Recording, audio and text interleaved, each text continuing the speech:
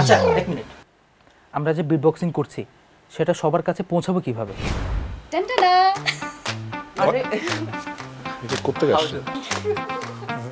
গান গাওয়ার ক্ষেত্রে আমরা কি করি, বিভিন্ন ধরনের বাদ্যযন্ত্র নিশ্চয়ই ইউজ করি, কিন্তু ধরেন যে আপনার কাছে কোনো প্রকার বাদ্যযন্ত্র কিংবা ইনস্ট্রুমেন্ট নেই, সেক্ষেত্রে আপনি কি করবেন?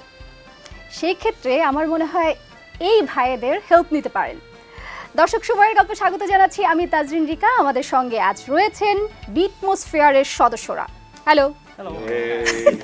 সবাই মানে যেভাবে স্টিফ হয়ে আছে মনে হচ্ছে যে কি একটা বলে ফেললাম আমি। আমাদের কিন্তু অলরেডি ইন্টারনাল কনভারসেশনস চলছে সাইন ল্যাঙ্গুয়েজ।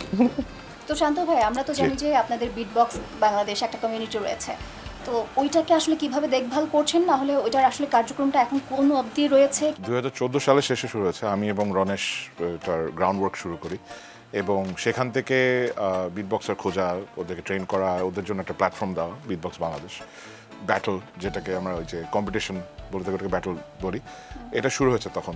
তার মাধ্যমে কিন্তু আমরা এদের সবাইকে পেয়েছি। সো ওই সময়টা আমি বলতে পারছি কারণ 14 আর 15 দিকে, 14-15 আমাদের প্রথম ব্যাটলটা হয় 2017-এ। আর এই 15, 16, 17-এর মধ্যে বিট ক্যাম্প নামে একটা জিনিস স্টাবলিশ করি, যেখানে হচ্ছে বিট বক্সার্স থেকে আমরা ওয়ার্কশপ করাই, মানে কেমনে কী করবে, নতুন যারা বিট বক্সিং জানতে চাচ্ছে, যারা জানে তারা আরও জানবে, যারা একদম বিট বক্সারও না, মেবি যে এখন যেমন সবার একটা এনথুজিয়াজম বা কিউরিওসিটি কাজ করছে, ওই জায়গার মধ্যে আমরা এক্সপ্লেন করার চেষ্টা করছি। সেখানে ওকে পাইলাম, তারপর আরো বিট বক্সেস আসছে। তো শান্ত ভাই যেমনটা বললো যে ওনার যুক্ত হওয়া আসলে 2008 সাল থেকে, তারপর 14 সালে বিভিন্ন ধরনের কাজ করছেন উনি।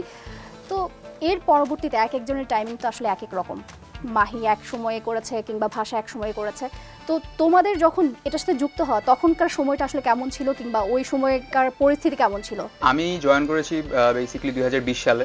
তো 2020-এর দিকে তখন করোনা ছিল। তো আমি ব্যাটলে যখন আসছি তখন মানে সব কিছু লকডাউনে ছিল, সো আমি অত বড় করে পাইনি। তো আমি আর কি 2020-এর দিকে জয়েন করেছিলাম। তখন হচ্ছে কমিউনিটি খুব মানে ইনফ্লুয়েন্স ছিল, শান্ত ভাই আর এভরিওয়ান সবাই।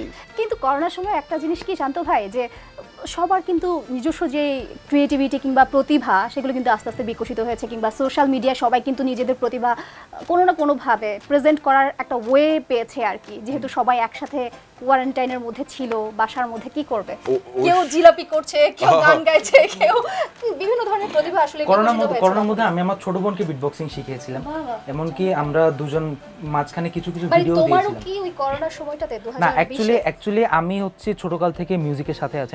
আমি বেসিক্যালি আমি সিঙ্গার, আমি গান গাই, কিন্তু আমার ব্যাকগ্রাউন্ড হচ্ছে ফুললি বাংলা ক্লাসিক্যাল মিউজিক। আমার সাথে প্রথম মনে হবে যেন আমি বিটবক্সিং এ অথবা এই যে নিউ হিপ হপ এলিমেন্ট, যেটা আমার কোনো সম্পর্কই নেই অ্যাকচুয়ালি। আমার কিন্তু পিওর ক্লাসিক্যাল ব্যাকগ্রাউন্ড, কিন্তু আমি এটাই তো ভালো। যার কারণে আমি এখন অনেকভাবে বাংলা ক্লাসিক্যালের সাথে এটা কিছু ফিউশন করার চেষ্টা করছি। এবং আমি বিটবক্সিংয়ে এসেছি আমি কিন্তু 2015 সাল থেকে আমি শেখা শুরু করেছি, 15 শেষ থেকে। এরপরে ঢাকা আসলাম, আমার বাড়ি হচ্ছে কক্সবাজার, আমি সেখান থেকে ঢাকা আসলাম।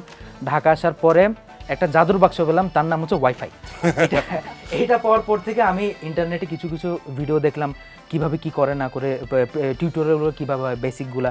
এভাবে শিখতে আস্তে আস্তে তাদের সাথে পরিচয় হলো, শান্ত ভাইয়ের সাথে। আমি আগে কাউকে চিনতাম না, আমি প্রথম গিয়েছিলাম। তোমার বেসিকটা আসলে অনলাইন থেকেই শেখা?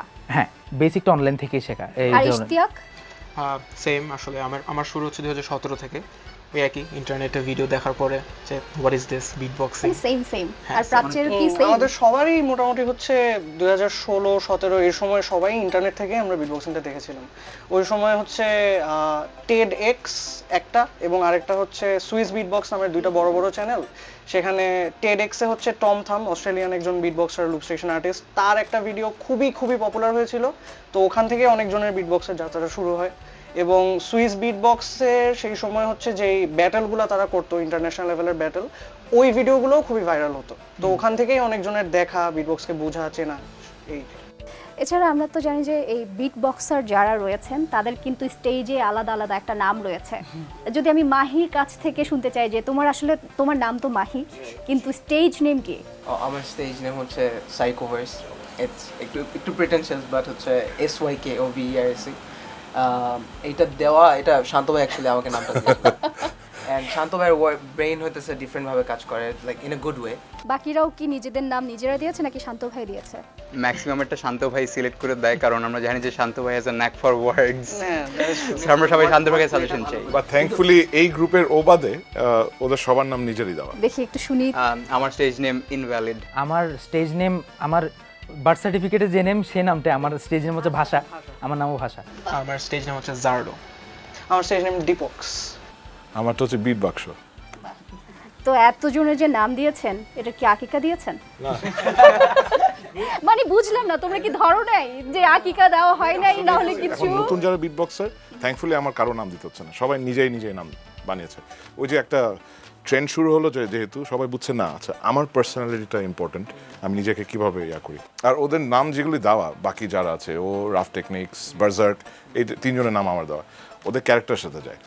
সো রিফ্লেকশনটা ঠিক জায়গায় পড়ে। এছাড়া আপনারা বিট বক্সিং ছাড়াও তো অ্যাকাপেলাও করছেন, তাই না? তো আসলে অ্যাকাপেলা প্রসঙ্গে যাব, কিন্তু আসলে আমি শুনতে চাই যে এটার সাথে আসলে বিট বক্সিং এর পার্থক্যটা কি? বিট বক্সিং এর ব্যাপারটা আগে ক্লিয়ার করি, যারা অনেকে এখনো, যে সোশ্যাল মিডিয়া যেহেতু এখন সবার হাতেই চলে আসছে, একটা প্রশ্ন উত্তর পেতে না পেতে আরেকটা ভিডিও দেখে, কিছু একটা জানার আগে আরেকটা ভিডিও দেখে। সো ওই অ্যাটেনশন স্প্যানটা থাকে না যে আসলে কি এটা, ও এটা কি। তো বিট বক্সিং এর ক্ষেত্রে আমরা যেটা বোঝাতে চাই সংক্ষিপ্ত এর মধ্যে, যে যত সব বাদ্যযন্ত্র আছে পুরো পৃথিবীতে, যতটুকু সম্ভব আমাদের গলা দিয়ে, মুখের আওয়াজ দিয়ে আমরা সব কিছু মিমিক করতে পারি। বিট বক্সার্স এটা পারে। প্রথম যখন বিট বক্সিং শুরু হয়েছিল, তারা ড্রাম মেশিনকে কপি করতো। 808 নামে একটা মেশিন ছিল, যে ওটাই চলতো। ওরা চিন্তা করতো যে মুখ দিয়ে পারবো নাকি, আর ওই র্যাপার্সরা থাকতো, তো ওই মেশিনটার দরকার ছিল না, বিট বক্সার চলে আসতো। কিন্তু যেহেতু সময় গেল, এটা আস্তে আস্তে ইভলভ করতে করতে এমন জায়গায় চলে আসলো যে এমন কোনো ইনস্ট্রুমেন্ট নাই যেটা আমরা মিমিক করতে পারবো না। আমি কিছু পারি, ও কিছু পারে, তো এরকম করতে করতে নানান ধরনের ফর্মে। অ্যাকাপেলা ইজ লুজলি আবার রিলেটেড টু বিট বক্সিং, কারণ বিট বক্সিং এর যে ড্রাম পার্টটা আছে, এটা আবার অ্যাকাপেলায় আছে। তো অ্যাকাপেলার সাথে আসলে যুক্ত হওয়াটা কেন? ওটার মধ্যে একটা আলাদা ম্যাজিক। অ্যাকাপেলার যে ইনস্ট্রুমেন্ট পার্টটা যেটা বিট বক্সিংয়ে থাকে, সেটা হচ্ছে মোর সিঙ্গিং রিলেটেড। বিট বক্সিংয়েও সিঙ্গিং আছে, কিন্তু এখানে হয়তো হারমোনিজ বেশি। একজন গাচ্ছে, যেমন করছে, তখন ওই যে থার্ডে দেয়, ফোর্থে দেয়, এরকম করে হারমোনি করতে করতে অনেক রকম লেয়ারিং হয়, অনেক লেয়ারিং হয় মিউজিকে। হ্যাঁ, ওখানেও ইনস্ট্রুমেন্টকে কিন্তু মিমিক করা হয়। এটার ব্যাপারটা হচ্ছে যে অ্যাকাপেলার ক্ষেত্রে গান ইউজ করা হয়, আর বিট বক্সিং এর ক্ষেত্রে শুধু বিট, মানে আমি ইনস্ট্রুমেন্টের দুইটাতেই গান ব্যবহার হয়। এখানে বিট বক্সিং ইনস্ট্রুমেন্টের প্রাধান্যটা বেশি, আর অ্যাকাপেলা হচ্ছে যে ভোকালের কাজটা একটু বেশি। দুইটাতেই ভোকাল। আপনি বিভিন্ন মিউজিকে যেমন আপনি একটা মেলোডি থাকে, একটা বেস লাইন থাকে, বিট থাকে, এরপরে বিভিন্ন মেলোডি লেয়ারিং থাকে, বিভিন্ন ইনস্ট্রুমেন্ট থাকে। ওই ইনস্ট্রুমেন্টগুলোকে মিমিক করে, ধরেন ব্যাকগ্রাউন্ডে একটা মিউজিক, একটা কর্ড প্রোগ্রেশন চলছে, ওটার সাথে অন্য একটা ইনস্ট্রুমেন্টের, ধরেন গিটারের একটা ইনস্ট্রুমেন্টের টুংটাং কিছু একটা অ্যাড করা, সাথে একটা বিট অ্যাড করা, মানে প্রপার একটা মিউজিক কম্পোজিশনটা হচ্ছে উইদাউট এন ইনস্ট্রুমেন্ট, মুখ দিয়ে বা ভয়েস দিয়ে, এই টোটাল কম্পোজিশনটাকেই অ্যাকাপেলা মিউজিক। এখন যখন বিট বক্সিং করছেন, তখন গিটার আওয়াজ কিন্তু টুংটাং করছেন ধরেন, কিন্তু যখন আপনি অ্যাকাপেলায় চলে যাবেন, গিটারের অ্যাকচুয়াল কর্ডের যে 3টা লেয়ার বা 4টা লেয়ার, ওই 4টা লেয়ারই আমরা বের করছি। ইটস লাইক ধরেন এটা কেজি ভার্সন, এটা হচ্ছে আপনার কলেজ ভার্সন, এরকম টাইপের। বাট বিট বক্সিং অ্যাকচুয়ালি একটা আওয়াজ থেকে শুরু হয়েছে, সেটা হচ্ছে কিক, বেস, ড্রাম, এখান থেকে। যেহেতু শুরুটা সবার হচ্ছে বিট বক্সিং দিয়ে, সো অ্যাকাপেলার ক্ষেত্রে আসলে কি দক্ষতা এক্সট্রা আমার বাড়ানো দরকার? বিট বক্সিং কম্পেয়ার করব হচ্ছে ড্রামসের সাথে, আর অ্যাকাপেলা কম্পেয়ার করব হচ্ছে আমি কিজের সাথে, আর অন্য ইনস্ট্রুমেন্ট যেগুলো হচ্ছে মিউজিক্যাল নোটস, হচ্ছে মিউজিক্যাল নোটগুলো হচ্ছে ইমপ্লিমেন্ট করে, মেলোডি, মিউজিক্যাল নোট, এগুলো ইমপ্লিমেন্ট করে। তো অ্যাকাপেলার জন্য we need to study music, আমাদের মিউজিকটা অ্যাকচুয়ালি শিখতে হবে। মেজরিটি, সবাই না, এই 2-1 বাদে, আইদার মিউজিকের জীবনেও ছিল না, মানে এই যে মানে চর্চা করেনি ছোটবেলার থেকে, অথবা হয়তো প্রথম দিকে একটু সার্চ করে যাচ্ছে, দেখি তো আর এটা করছি, এটার সাথে ও গান এরকম, কিন্তু মেজরিটি কিন্তু কোনোদিনও আগে সেই সারেগামাও শিখেনি, মিউজিকের ধারে কাছেও ছিল না। কিন্তু ওই যে আওয়াজটা ওদেরকে এত অ্যাট্রাক্ট করেছে, ওখান থেকে তাদের মানে কি বলবো, চাওয়া পাওয়াটা ওইদিকে বেশি চলে গেছে। থ্যাঙ্কফুলি ওটার জন্য যে এই গ্রুপটা, এর মধ্যে কিন্তু অনেকে মিউজিক্যালি ইনক্লাইন্ড, আবার অনেকে একদমই না। যেমন ও রিসেন্টলি গান গাইলো, ওর কোনো ব্যাকগ্রাউন্ড নাই মিউজিক নিয়ে, ও কিন্তু গান গায় এবং র্যাপ করে, ওর কোনো লিটারালি এরকম ট্রেন্ড ব্যাকগ্রাউন্ড নাই, ওর আছে, ওর নাই। যেমন ও তেমন গায় না, বাট ও তেমন বিট বক্সিংটা বেশি করে। সো যাদের অ্যাকাপেলার দিকে যেতে হবে, আই উড সাজেস্ট ভালোভাবে কিন্তু আসলে শিখলে ভালো হয়। আর বিট বক্সিংয়ের ক্ষেত্রে কিউরিওসিটি বেশি কাজ করে, সাউন্ড শোনা, বিকজ আমরা এমন যে রাস্তার মধ্যে গানও যদি না শুনি, একটা ট্রাক যাচ্ছে, যাচ্ছে, উপরে আওয়াজ হচ্ছে, এই আওয়াজগুলো আমরা মিমিক করি বিট বক্সিং। তো এই যে আপনারা যেহেতু একসাথে হন, খুব একটা তো মনে হয় না যে একত্র হওয়া পসিবল হয়, প্র্যাকটিসের একটা ব্যাপার থাকে। প্রতি উইকে প্রায় প্র্যাকটিসটা কিভাবে করছেন তাহলে? আমাদের কোনো প্র্যাকটিস প্যাড দরকার নেই। এখানে আমাদের একটা অ্যাডভান্টেজ আছে, যেহেতু আমাদের যেমন ব্যান্ড মিউজিক বলেন বা অন্যান্য মিউজিক বলেন, ইনস্ট্রুমেন্ট নিয়ে পিছনে করে নিয়ে প্যাডে, প্র্যাকটিস প্যাডে যেতে হয়, অথবা নিজেদের কি বলবো স্টুডিও বানাতে হয়। আমাদের কিছু লাগে না, আমরা যেখানে বসে রেস্টুরেন্টে বসে আছি, শুরু হয়ে যায়, যেখানে রাত সেখানে কাতের মতো হয়ে যায়। মানে আশেপাশে মানুষদের ইয়াটা খুব সুন্দর, যে তাকায় তাকায় কি করছে এরা, বাট ইটস ওকে, আমরা আমাদের দুনিয়া আছে। বিট বক্সিং এর সবচেয়ে মেইন অ্যাপিল গুলোর মধ্যে এটাই একটা, যে উই আর আওয়ার ইনস্ট্রুমেন্ট, আমাদের এক্সটার্নাল কোনো কিছু লাগতেছে না, সো যে কোনো ক্যারি করা আমার সাথে আমার জিনিসগুলো রয়ে গেছে, সেটাই নিজের ভয়েসটাই ক্যারি করে লাগে। একেবারে যে জিনিসটা আমরা আটকে যেতে পারি, গাওয়ার ব্যাপারটা, বিট বক্সিং কিন্তু যে কেউ চাইলেই কিন্তু শুরু করতে পারে। ইটস অল অ্যাবাউট একদম কান খোলা রাখা, পিক আপ করা। তাহলে এই কাজগুলো তো আপনারা করছেন এখন, রীতিমতো অনলাইনেও করছেন, তার পাশাপাশি বিভিন্ন ধরনের কনসার্ট কিংবা ইভেন্ট কভার করছেন। তো আসলে এই পর্যন্ত কতটা ইভেন্ট বা কনসার্ট কভার করেছেন আপনারা, গুণে রাখা কি পসিবল হয়েছে? আমরা মিডিয়াম, ছোট, বড় সব ধরনের কনসার্ট করেছি। থ্যাঙ্কফুলি আমাদের বেশ কয়েকটা কলেজে, যেমন সেন্ট জোসেফ থেকে শুরু করে অনেক স্কুল কলেজ আমাদেরকে বেশ সাপোর্ট করে, বিকজ এখানে কি বলবো, এক ধরনের ডিসিপ্লিন আছে বিট বক্সিংয়ে, কীভাবে করা। তারপর যেমন এক একজন কিন্তু যেমন ও জব করছে, ইউনিভার্সিটিতেও ক্লাস শুরু হবে কয়েকদিন পর, এক একজন ইয়াতে আছে। So it's not a destruction. এই ক্ষেত্রে আমাদের স্কুল কলেজে অনেক যাওয়া হচ্ছে, ছোট ছোট শোজ হচ্ছে ক্যাফেতে, ওগুলিও হচ্ছে। থ্যাঙ্কফুলি আমরা আর্মি স্টেডিয়ামে রিসেন্টলি পারফর্ম করেছি, প্রীতম হাসানের সোলো শোতে পারফর্ম করেছিলাম, এবং এই বছরের অনেকগুলো শো আছে আমাদের সামনে। আর এর মধ্যে ইত্যাদি, হ্যাঁ আমরা ইত্যাদিতে ছিলাম। হ্যাঁ, এটা একটা বিশাল বড় ব্যাপার, ছোটবেলা থেকে মানে নতুন চমক দেখতাম ইত্যাদিতে, আমরা চলে গেলাম। আরেকটা জিনিস হচ্ছে যে এই যে কনসার্টে যখন আপনারা যান কিংবা ইভেন্ট কভার করতে যান, ওখান থেকে অডিয়েন্সের কেমন সায় পান কিংবা রিঅ্যাকশন কেমন ছিল? ডিপেন্ডস আসলে, যে আমরা কোথায় শো করছি অর হোয়াট আর অডিয়েন্সেস। আমরা সবচেয়ে বেশি পাই যে যখন স্কুল কলেজ এরকম জায়গায় আমরা শোজ করি, তখন আমাদের অডিয়েন্স আর mostly children or teens or young adults, and they approach us a lot. তারা একদম খুবই একটা ওপেন, ফ্রেশ, কিউরিয়াস মাইন্ড নিয়ে আমাদের কাছে আসে, যে আপনারা এটা কিভাবে করেন, জিনিসটা কেমনে করা যায়। আর সবচেয়ে বড় পাওয়া বলবো কি, যতবার স্কুল কলেজে করা হয়েছে, প্যারেন্টস, মানে এটা থাকে না যে লম্বা চুল, কি কালো গেঞ্জি পরে, হাতের মধ্যে নেইল পলিশ। আমরাও মেটাল শুনি, আমরা নানান জনরা শুনি, personally any genre is good for us. এটা জীবনে শুনতে হয়নি আপনারা। হ্যাঁ, প্যারেন্টস বাদে হইতে পারে ওর মিয়া মুখ দিয়ে কি আওয়াজ করছে, প্যারেন্টসরা যখন এসে বলে যে আচ্ছা এটা করছো, যখন ওরা জানে যে আমরা এডুকেশন নিয়েও আছি, আমাদের চাকরি নিয়েও আছি, কোনোভাবে কোনো জায়গায় কাটা ছেঁড়া কিছু পড়ছে না, ওই কিউরিওসিটি নিয়ে আসার পর যখন দেখছে না এটা জাস্ট র্যান্ডম ছেলে মেয়ে না, ওরা এসে জিজ্ঞেস করে যে আচ্ছা এটা বাদে কি এটা করতে পারবে, তখন আমরা বলি যে হ্যাঁ। আর দেখা গেল একটা ছেলে আসছিল একবার, ও থোতলায়, ওর স্পিচ প্রবলেম আছে, এবং হ্যাঁ এটা মোস্ট প্রবলি প্রথম বিট ক্যাম্পের আগে এসে স্টার্টার করছে। তো ওর যে কষ্ট হচ্ছে এক্সপ্রেস করতে, ওর মা জিজ্ঞেস করলো যে ও কি তুলতে পারবে, আনলাম যে ওই সবচেয়ে বেশি তুলতে পারবে, কারণ এটা এক ধরনের স্পিচ থেরাপি হিসেবে কাজ করে। ওর নিজের মধ্যে একটা কনফিডেন্স পারে, এবং ও কাউকে এক্সপ্রেস করার আগে ওর দেখবে কী রে এই একটা জিনিস করে, এটা তো কোনোদিনও দেখিনি। ওর মধ্যে নিজে একটা মানে বিলিফ চলে আসে যে আচ্ছা আমি পারবো। এবং স্টার্টারিং করাতে এটা একদম গ্লোবালি প্রুভেন না, বাট কয়েকটা স্টোরি আছে, কেস স্টোরি, একটা ভিডিও পর্যন্ত আছে ইউটিউবে। ওরা বিট বক্সিং করার জন্য ওদের কথা বলতে ইজি হয়ে যায়, মেডিকেলি প্রুভেন না, বাট হয় কি হয়েছে যেমন জিওভার একটা কাজ থাকে, তো এটাতে তাদের জন্য তো আসলে এক ধরনের থেরাপির মতোই কাজ করে। হ্যাঁ, ওরা এটা positivity is very important. So ওরা যেমন আটকে যাচ্ছে, আমিও দেখেছি যে কথা বলতে তোতলায়, কিন্তু গান গাইতে গেলে কোনো সমস্যা হয় না। হ্যাঁ, এরকম অনেক জায়গায় দেখেছি, এরকম অনেকে আছে স্টেজ থেকে নামলো কিরে ও তো স্টার্টার করছে। তো আর বাবা মার ব্যাপারটা হচ্ছে কি, হয় না যাই ছেলে চলে যাচ্ছে কোথায়, মেয়ে চলে যাচ্ছে কোথায়, আর ইনস্ট্রুমেন্ট কিনতে এত টাকা, আমরা লিটারালি বলে যে আপনাদের কোনো টাকা খরচ করতে হবে না, এখানে ফ্যামিলি মেম্বার্স আমাদের সাথে কথা বলছে। হ্যাঁ, ফ্যাকাল্টি মেম্বার এসে কথা বলছে, আমাদের বেশ কয়েকজন বাবা মা এসে জিজ্ঞেসও করছে। ইনফ্যাক্ট আমাদের ইভেন্টের যে ডাবল উইনার ছিল বিট ফেস অ্যানার্কি, সরি, ওনার মা, আমাদের সবচেয়ে বড় এক্সাম্পল ওনার মা, এসে প্রথমে বললো যে না আমার ছেলেকে আমি এখানে দিব না। আন্টিকে ডাকলাম and she is one of our biggest supporters, খুবই খুবই খুবই ভালো একজন মানুষ। এসে বললো যে না ও লেখাপড়া এটা হবে না, বা তোমরা কী সব করছো। উনি পুরো ওয়ার্কশপে ছিল, বসলো, শুনলো। আমরা এখানে বায়োলজি বুঝালাম বিকজ স্বাভাবিক, ফিজিক্স রেজোনেন্স সাউন্ড ওয়েভস বুঝালাম, ম্যাথামেটিক্স বিকজ হচ্ছে আপনার এই যে কাউন্টস, আমরা যখন তালের ব্যাপার থাকে, আমরাই অবাক হয়ে গেলে যে হ্যাঁ তো রিসার্চ অনেক আছে। অ্যান্ড আমাদেরই ভালো লাগলো যখন বুঝাতে পারলাম যে this is more than what it looks like. মুখ দিয়ে আওয়াজ করছে, তখন ওনাকে লাস্টে জিজ্ঞেস করলো যে আপনি রিপ্রেজেন্ট করছেন সবার বাবা মাকে, আপনার মন্তব্যটা কি? সি সেড আমার কিছু বলার নাই, আমার মনে হচ্ছে তোমার ভালো দিকে আছো, কিন্তু লেখাপড়ার জন্য ঠিকভাবে হয়।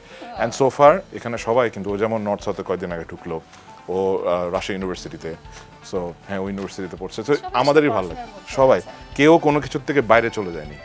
আমরা এটাকে খুব খুব ধরে রাখি। হ্যাঁ আমরা করছি, এবং আমাদের সামনে অনেকেই আছে যেখানে হচ্ছে আপনার কিছু এনজিওর সাথে কাজ চলবে, যেখানে আমরা আপনার দেখবেন আন্ডার প্রিভিলেজ যারা আছে ওরা যেন অন্য জায়গায় না চলে যায়, ওদেরকে নতুন কিছুটা দেওয়ার চেষ্টা করবো আমরা। সো আমাদের বিগেস্ট সাপোর্টার হচ্ছে ইএমকে সেন্টার, ওনাদের সাথে গত 2015 সাল থেকে কাজ চলছে কোনোভাবে, একদম শুরুর থেকে, বিটবক্স বাংলাদেশের শুরুর থেকে ওনারা আমাদের একটা প্ল্যাটফর্ম দিয়ে রাখছে। এটা খুব চমৎকার একটা উদ্যোগ।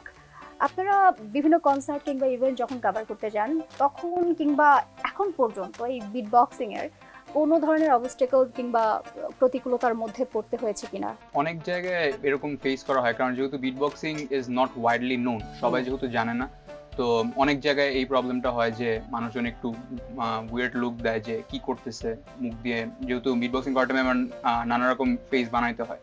সো এইজন্য মানুষ আগে থেকে, মনে হয় যে মানুষ আসলে বিশ্বাস করতে একটু সময় নেয় যে আসলে কি সে মুখ দিয়ে করছে নাকি কোথাও। এই প্রবলেমটা অনেক বেশি হয়। আর ইনফ্যাক্ট রিসেন্টলি আমরা যখন ভিডিওজও পোস্ট করি, আমরা রিসেন্ট একটা কভার করছিলাম, একটা গান কভার করছিলাম, দ্যাট ইজ নাম ছিল ফ্যাডাও, সো এফকেজি। সো এখানে হচ্ছে ট্রাম্পের সাউন্ড থাকে, সো ও ওখানে স্যাক্সোফোনের সাউন্ড থাকে, সো ও সেটা মুখ দিয়ে করছে। সো কমেন্ট সেকশনে সবাই কমেন্ট করছে ফেক ফেক ফেক। এটা না, এটা অনেক ক্ষেত্রেই করে, কিন্তু ওখানে করার এখানে করার তফাৎ হচ্ছে যে আমরা তো লিটারালি এটা মুখ দিয়ে বানালাম, এন্ড পরে থ্যাঙ্কফুলি আমরা একটা বিটিএস করে রেখেছিলাম, নট দ্য ব্যান্ড। এটা একটু তার ইশতিয়াকের কাছ থেকে একটু শুনতে চাই। স্যাক্সোফোন একটা জাস্ট ডু প্লিজ।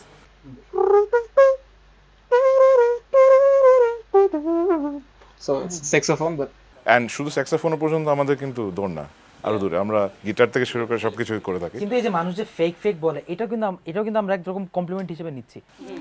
আবার আরেকটা জিনিস আপনি একটু আগে জাস্ট বললেন যে সবাই মনে করে এটা পসিবল নাকি। আয়ুব বাচ্চু, মাইলস, ওয়ারফেজ, আজম খান, ওনাদের সময় কিন্তু স্টেজে আরে দূর নাম তোরা, এটা নিশ্চয়ই ওনাদেরও শুনতে হয়েছে প্রথম দিকে। তারপর এখন তো আরে ভাই এরা তো রক স্টার্স, আমরা ওইদিকে যাওয়ার ব্যাপার না, আমাদের ইচ্ছাটা অন্য ধরনের। কিন্তু এই নেগেটিভ কমেন্টস গুলো আমাদের ব্যক্তিগত লাইফে কিংবা আমাদের এই কাজের ক্ষেত্রে কতটুকু প্রভাব ফেলে? আমার উল্টা মনে হয় আমি একটু আমার কাছে, আমি কমেন্টস পড়ি না অনেস্টলি, আচ্ছা ওই তো ইগনোরেন্স লেভেল একদম হাই। আমি কমেন্টসে তাকাই না, ভালো হইলেও তাকাই না। না এটা ভালো মেকানিজম, কিন্তু এটা মানে জাস্ট দরকার নাই। যারা এই কমেন্ট করে যে ফেক, আমাদের খালি আমাদের একটাই মেসেজ, আমাদের শো দেখতে আসেন। এটা অ্যাকচুয়ালি আমাদের জন্য কাজে আসে, আসুন শোতে আসুন। হ্যাঁ শোতে আসেন, প্রমাণ করব। যাই হোক, অনেক গল্প হয়েছে, এবার শুনতে চাই যে বিটবক্সিং এর আসলে ইন ফিউচারে তারা কি করতে চায়, তাদের ভবিষ্যৎ পরিকল্পনা। যেহেতু বিটবক্সিং লাইক মার্কেটটা এখনো নিশ অনেক, ফার্স্টেই হইতেছে এটার মানে মার্কেটটা বানাইতেই হবে আমাদের, বিকজ আর কেউ নাই। তো এখনই প্রেডিক্ট করা ইজ লাইক একটু ক্রিটিক্যাল যে এইটা কোন দিকে যাইতে পারে। বাট আমি যেটা মনে করি, ফার্স্টে কিন্তু র্যাপ কিন্তু হচ্ছে এরকম মেইন স্ট্রিমে ছিল না, বাট এখন অ্যাডে দেখতেছি আমরা, অ্যান্ড বড় বড় প্ল্যাটফর্মে দেখতেছি। আই থিঙ্ক বিটবক্সিং এরকম যাবে যেখানে এটা কমার্শিয়ালাইজ করা যাবে, যেখানে হচ্ছে আমরা অনেক ওয়েজে আর্ন করা যাবে, মানি আর্ন করা যাবে অ্যান্ড স্টাফ। তো আই থিঙ্ক এটা লাইক স্লোলি বাট শিওরলি হবে। বিটবক্সের ক্ষেত্রে জিনিসটা হচ্ছে, আমরা যেহেতু আমাদের দেশে এই জিনিসটাকে সর্ট অফ পায়োনিয়ার করছি, তো the world is our oyster মোটামুটি, যে আমরা যেই দিকে নিতে চাই আমাদের এই আর্ট ফর্মটা, যেভাবে প্ল্যাটফর্ম করতে চাই, what we want to utilize it as, এগুলো সবগুলোই আমরা ডিসাইড করতে পারবো।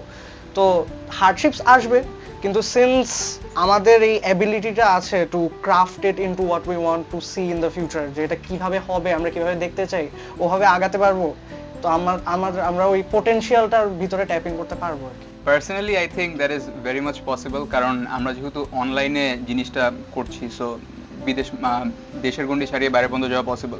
ফরওয়ার্ড যদি স্টেজ পারফরম্যান্সের কথা বলতে আমরা we are trying to build ourselves as a brand, যাতে হচ্ছে উই গেট কলস বাইরের দেশের শোতে and everything. And personally speaking যদি আমার কথা বলি, আমার ফিউচার প্ল্যান বিটবক্সিং নিয়ে, আমি মানে সবারই এটা থাকে যে বাবা মার প্রেশার, বাবা মার চাপ, এই জিনিসটা একটা নরমাল ড্রিম। আমি পার্সোনালি হচ্ছে স্কুল কলেজে সেন্ট জোসেফ নটরডেমে পড়ার পর মানে এইসব জায়গায় পড়ার কারণে আমার বাপ মার হচ্ছে এক্সপেকটেশন অনেক বেশি, so they want me to go একটু কর্পোরেট সেক্টরে, অলদো আমি বিটবক্সিং করতেছি প্যাশন থেকে। আর ইশতিয়াক? হ্যাঁ, বেসিক্যালি 2019-এ আই গেস একটা এরকম ওয়ার্কশপ হয়েছিল। সো আই রিমেম্বার প্রথমবার যখন গেছিলাম আব্বুকে না বলে যাইতে হয়েছিল, মানবে না। বাট হ্যাঁ, পরে 19-এই যখন প্রথম ন্যাশনাল চ্যাম্পিয়নশিপে আমি যাই, তখন আমার আব্বু আম্মু গেছিল, দে ওয়ার লাইক ও এত মানুষ দেখতে আসছে, and then they were happy যে ওর বাবা মা আসছে ইয়াতে ওয়ার্ক। আমি এখানে একটা জিনিস হ্যাঁ এটা নিয়ে আমি বলতে চাই, দুইটা জিনিস। নাম্বার ওয়ান হচ্ছে অ্যাড, একটু আগে বললো না যে ছড়ানো, মানুষের কাছে পৌঁছানো। দ্বিতীয় হচ্ছে বাইরের, খুব সংক্ষিপ্ত বলছি। নাম্বার ওয়ান হচ্ছে যে এই যে বললো যে 15 বছর আগেও ধরেন আপনার এই আপটাউন লোকালস, দেশি এমসিজ, এই যে গ্রুপটা ছিল বা আরও র্যাপার্সরা ছিল, আপনার ত্রিরত্নের খ্যাপা, আই থিঙ্ক দ্যাটস দ্য, এটা আপনার 90 দশকের মাঝখানে। এই সময়টা যখন হলো, মানুষ চিন্তা করতে শুনবো নাকি। So tried and tested. Ayub বাচ্চুর সময়, ওনার আঙ্কেলের সময়, ওনার সময় যখন গিটার বাজে তো দেখবো না। তারপর যখন ওয়ারফেজ আসলো, হেভি মিউজিক শুনবো না। আর্টসেল আসলো, ধুর এরা কারা। ব্ল্যাক, ওদের 20 বছর কয়েকদিন আগে হলো। সো এভরি টাইম একটা প্রশ্ন হবে, তার ঠিক কয়েক বছর পরে আরে এটা তো সুন্দর। তো ওই টেস্ট করতে করতে করতে করতে করতে জেনারেশন ক্রিয়েট হতেই থাকে। আমাদের ক্ষেত্রে ও যে বললো অ্যাডের মধ্যে র্যাপ যে আছে, বিট বক্সিংও আছে। হ্যাঁ, এখন ইন্টারনেটের জন্য স্যাম্পলিং ইউজ করে আমাদেরকে ডাকে না, কারণ স্বাভাবিক বাজেটটা নেই, ডাকবে না, টাকা কম খরচ করতে হবে। আপনাদের বাজেটটা আসলে কেমন? ও বাজেটটা কেমন বলার থেকে বড় জিনিস হচ্ছে এখন সবাই হচ্ছে ফেসবুকে ফলোয়ার্স কয়টা আছে তারপর ওটার উপর টাকা দিব। সরি, এই জন্য আমাদের ডাকেন না। আচ্ছা, সো এখন কাহিনী যেটা হচ্ছে যে এটা যদি ইন্টারনেটের দুনিয়া না হতো না, আমাদেরকে তখন ডাকতো, বাট ওটা পুরো ডিফারেন্ট টপিক অলটুগেদার। এখানে যে জিনিসটা হচ্ছে যে প্রতিটা অ্যাডের মধ্যে একটু হলেও কিন্তু সাউন্ড থাকে, কোনো না কোনো ধরনের স্যাম্পলিং থাকে, বিটবক্সিং ইউজ করে, they know about it. And the second thing is আমরা অলরেডি গ্লোবাল মানুষ, বাঙালি। আপনার এই কালচারের মধ্যে অনেক কিছু অ্যাড করা, বোঝা, কনফিউশন, এটা চিন্তা করার আগেই কিন্তু আমরা অলরেডি চলে গেছি এভরিওয়্যার। এই প্রতিটা মানুষ এখানে যারা আছে সবাইকে, প্রতিটা দেশের, কিছুটা দেশের মিডিয়া চিনে, আর ম্যাক্সিমাম দেশের বিটবক্সিং কমিউনিটি সবাইকে নাম ধরে জানে এখানে। অ্যান্ড এমন হয়েছে আমাদের একজন যে নাই আজকে, সে আর্কিটেকচার নিয়ে লেখাপড়া করছে দিনরাত, তারপর এখানে আবার সময় দেয়। তাকে তাইওয়ানে ডাকা হয়েছিল বাংলাদেশকে রিপ্রেজেন্ট করার জন্য, প্রথম যে ছিল। তারপর ওয়ার্ল্ড চ্যাম্পস হিসাবে 3 জনকে ডাকা হয়েছিল, তাদের 3 জন আজকে নাই এই মুহূর্তে। একজন ফাইন্যান্স সেক্টরে কাজ করছে, একজন স্টুডেন্ট। সো আমরা কিন্তু অলরেডি গ্লোবাল। আমাদের ইউটিউবে গেলেও কিন্তু দেখবেন যে ইন্টারন্যাশনাল সবাই ওখানে আছে। প্রবলেম ওইটাই হচ্ছে যে পাশের গলি যে চায়ের দোকান পর্যন্ত আমরা দৌড়াইতে পারিনি বলে ওরা আমাদেরকে চিনতেছে না। But I think we have achieve what we did. কাহিনী যেটা হবে, আমরা যখন বুড়া হয়ে যাবো, আমি অলরেডি বুড়া হচ্ছি, আরো 20 বছর পরে তখন বলবো ওরা ছিল, আচ্ছা এখন ওরে দেখিনি কেন আগে, ততক্ষণে আরেকটা জেনারেশন চলে আসবে, ইউ আর টু লেট। আচ্ছা, যেটা হয় যে আমরা গান শুনি যখন, আপনাদের বিট বক্সিং কিংবা অ্যাকাপেলা যেটাই শুনি, সেটা হচ্ছে যে অন্য সিঙ্গারের গান গেয়ে আপনারা করেন। মৌলিক কিছু কি করার আসলে, হ্যাঁ, মৌলিক কিছু নিয়ে কি আসলে সামনের দিকে কোনো প্ল্যান আছে কিনা আপনাদের? Yes, of course. Matter of fact, আমরা হচ্ছে hopefully if everything goes right, আমরা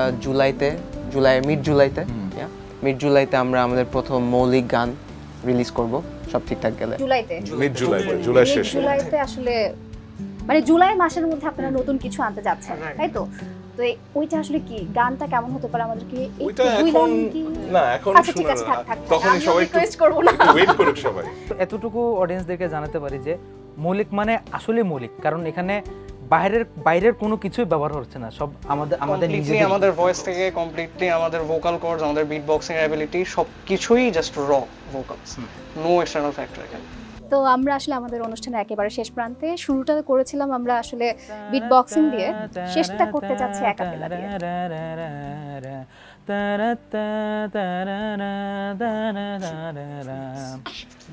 তোমার জন্য নীলচে তারার একটুখানি আলো, ভোরে রং রাতে মিশে কালো,